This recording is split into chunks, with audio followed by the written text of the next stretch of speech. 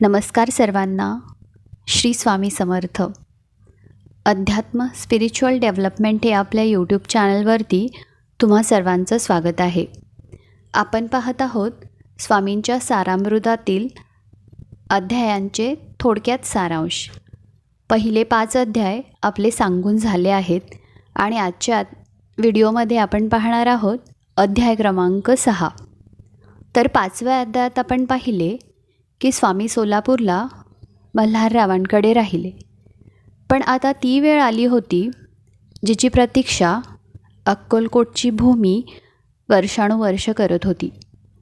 आजच्या या 6व्या अध्यायात आपण पाहणार आहोत स्वामींचे अक्कलकोटमधील पहिले पाऊल.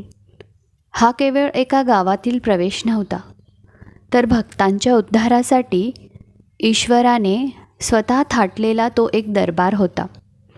चला पाहूयात अक्कलकोटमधील ते मंगलमय दृश्य. स्वामी सोलापूरहून निघाले आणि इसवी सन 1856च्या सुमारास दुपारी अक्कलकोटच्या वेशीवर आले.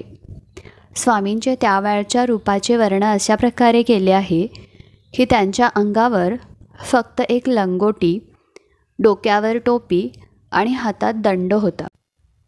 ते सरळ अक्कलकोटमधील खंडेरायाच्या मंदिरात गेले.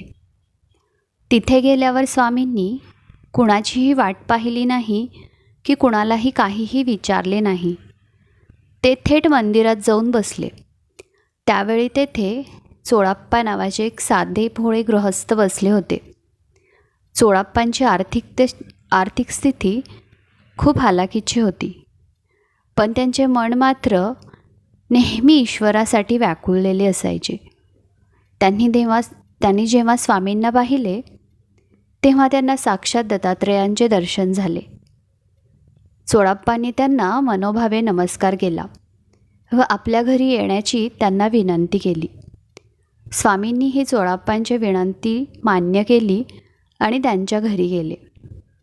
चोळाप्पांच्या पत्नीला सुरुवातीला वाटले की हा कोणीतरी वेडा साधू आहे. घरात आधीच काही खायला नाही, त्यात या पाहुण्याला काय द्यावे. पण स्वामींनी तिथे पाय ठेवताच चमत्कार सुरू झाले. ज्या घरात दारिद्र्य होते तिथे अन्नाचे भांडार भरू लागले. स्वामी चोळाप्पाच्या घरी राहू लागले आणि हळूहळू अक्कलकोटच्या राजाला म्हणजेच मालोजीराजे भोसले यांनाही स्वामींच्या दैवी शक्तीची प्रचिती आली. अक्कलकोटच्या राजवाड्यातून स्वामींसाठी हत्ती, घोडे व मानपान येऊ लागला. पण स्वामी मात्र चोळाप्पाच्या त्या साध्या झोपडीतच सुखी होते. 6व्या अध्यायाचे सार हेच आहे की देव श्रीमंताच्या महालात नाही, तर तो तिथेच जातो जिथे भक्तीचा ओलावा असतो. चोळाप्पांकडे पैसे नव्हते, पण प्रेम होते. म्हणून स्वामींनी त्यांच्या घरी राहणे पसंत केले. अक्कलकोट ही आता स्वामींची कर्मभूमी बनली होती. हा होता अध्याय 6. स्वामींच्या अक्कलकोटातील वास्तव्यास आता सुरुवात झाली आहे.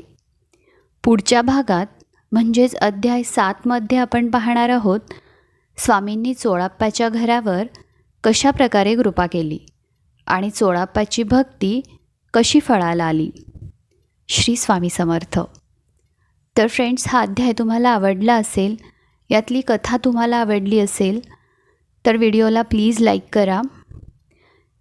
तसेच अजूनही चॅनलला सबस्क्राईब केलं नसाल तर प्लीज चॅनलला सबस्क्राईब करा.